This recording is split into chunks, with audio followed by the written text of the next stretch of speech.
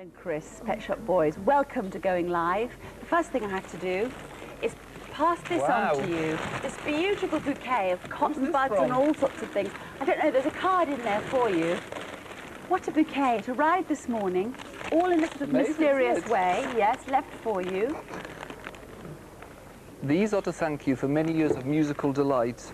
It's from Nikki, I think it's Guthel. Cuthell. Well, thanks, Nikki, that's fab. There we are. Now, do you want me to just look after those for you on here? Yeah. They're such a huge bouquet. It's beautiful.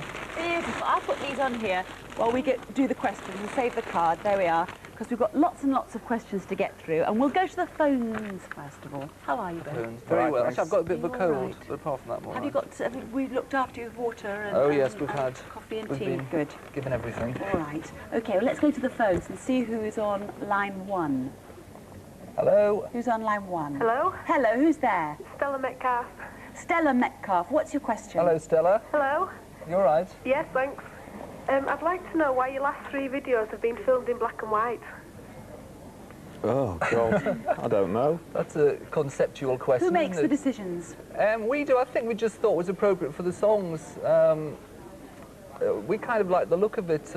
Actually, the next one's in colour, though. Our black and white phase has come to an end now, so the next one's in colour. I think we just like the look of it, and we've done a lot of videos in a row which were like, where we were wearing costumes and there were stories and stuff like that, and they were all in colour, and we thought it was nice to have a change, but we're going back to colour now. Does it go in phases, or does it really go with what you've written and musically, or do you have sort of style phases in terms of videos?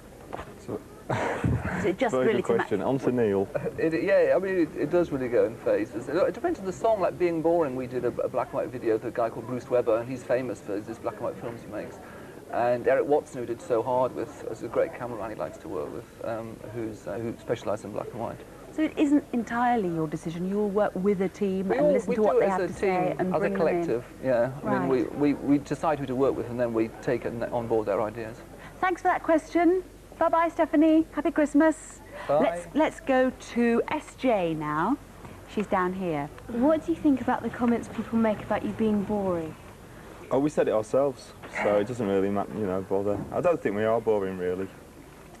But it's good to, to take on something that someone says about you and then kind of reverse it and actually say it yourself. It's like throwing down a challenge, really, isn't it? Yeah. It's like throwing down a bit of a challenge. It depends what people regard as boring. I mean, I think, kind of a lot of the way rock stars kind of present themselves is pretty boring, but it's generally perceived as being quite exciting because they're jumping up and down and stuff and getting the crowd going. But because I've seen it so many times before, I find that boring, So it's all a case of degree and how much you've seen, I suppose. I guess it's changing whatever you think has become very normal and very usual and exciting and surprising people. We always kind of like to do the opposite, really, of what's expected. Go against the flow. And someone said when we were in Japan, there was a review and it said something about the Pet Shop Boys being boring. And I thought it was a really nice phrase, being boring. It has a kind of ring to it. And so I guess we like to confront things that people have said about us. So you confront your criticism and actually capitalise on the whole thing and turn it around and throw it straight back in their face. Well, also, I think that's rather brilliant. We quite like being criticised, really. When people say, I like when you get a reaction like that, when people kind of don't like what you do. It means you must be having some kind of effect. That's it, you're actually affecting people. Let's go back to the phones now. Who's on line 2? Hello. Hello, who are you? Hayley Phillips. Hello, Hayley Phillips. What's your question? Who do you think's been the biggest influence on your careers?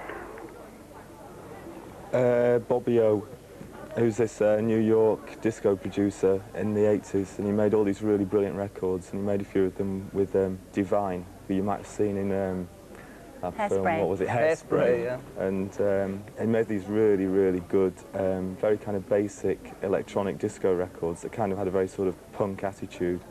And when me and Neil started writing songs, he was the man really that kind of brought it all together for us.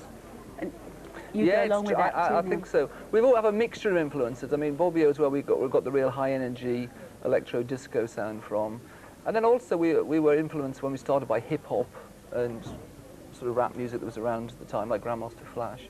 And then also we have influences of, like, I don't know, bits of classical music, and we kind of mix it all together.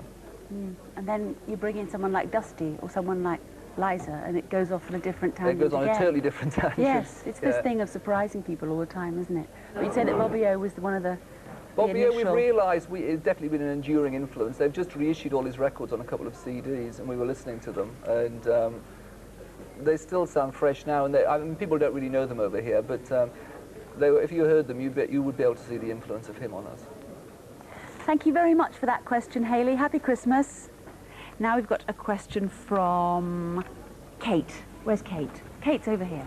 Have you ever regretted becoming famous? Not really. The way we're famous is quite easy to deal with. Some people, you know, like you get pop stars, like maybe Jason Donovan or something like that. I think sometimes for them it must be quite difficult to deal with because they get chased around a lot and they have people hanging around their houses and they don't really get a lot of peace and quiet. We seem to have a kind of fame where people maybe know who we are, but they don't really bother us. Maybe someone says hello to you on the street, something like that. But it's quite nice, really. It's never really been a big pressure for us. Just say you have quite a thoughtful following. I'd say you have, you see, because, I mean, look at this. These lovely flowers. I think we have some of our following is thoughtful. Some of it's quite noisy. You know, people like you for all sorts of reasons. Some people like you because they're like up dance records, and some people like you because they like slow ballads or they like the lyrics or they like the videos or whatever. People like us for lots of different reasons, and consequently, we've always had a very wide audience. You know. When we did a book signing a few weeks ago, we had people of all ages came. You know, people came with their grandmothers and stuff like that. That must be quite something to actually see face to face. You know, if you're away writing for a long time, it's not that you lose touch, but then actually to come into contact with people who are buying your records, buying your music, that must give you such a buzz, but also actually show you who it is. It must come as quite a surprise. It's amazing what they get get hold of as well, because someone came up with a platinum disc which had been given to me for me to sign. I don't know how they got hold of it. It said presented to Chris. And you'd never seen it. So I don't know where they get these things from, but It had been intercepted. Yes. Intercepted on its Yes, way. they get all sorts of things. Let's go back to the phones for a call on line 3. We've got time, I think, just for one more. Hello, who's there? Hello, it's Elliot Herman. Hello, Elliot. What's Hi, your Elliot. question? I'd like to ask either Neil or Chris, why does Neil always dress up when performing and Chris always dresses casually? It's how we dress normally anyway. Maybe it's slightly exaggerated, but I've always tended to prefer wearing smart clothes. yeah, And no, that I makes hate you feel in the mood It's for the street. performing, maybe, and then... It just reflects how we are. I mean, I really hate wearing smart clothes. I don't feel comfortable in them. I don't One of my think favourite- I don't think I really suit kind of trainers and stuff like that. I mean, I'd Casual like to wear things. them really, but I do wear them at home and stuff. But I never think I look that good in them. Elliot, what's been your favourite outfit you've ever seen them wearing so far? Because I've got one in my mind that I remember that made me laugh a lot.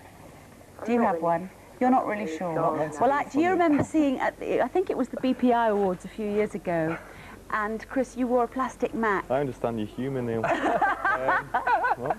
You wore a plastic Mac fisherman's. on stage. But you see Miyake Fisherman's Yeah, I thought that It's looked the really Miyake good. That Fisherman's. one. It was Packer Mac. Do me a favour. It's Pack-a-Mac apart from the price tag. Thank you very much for that question, Elliot. Bye, Thanks. Happy Elliot. Christmas. Bye-bye. Thank you both very much indeed. Thank you. Thank you. And have a lovely Christmas Same to and you. a Have a nice great New Christmas. Year. And I'm sure you've got lots of exciting things planned for the New Year, haven't you? Yes, we're doing a tour starting in actually it starts in March in Japan, and then we go to America, and then we wind our way through Europe, including some of Eastern Europe, we're going to Hungary and Czechoslovakia, and then we come to Britain and Ireland in June. Gosh, well, we look forward to seeing you back here then. And in the meantime, don't work too hard and have a wonderful time. Thank you Okay. both very much. See you in the New Year.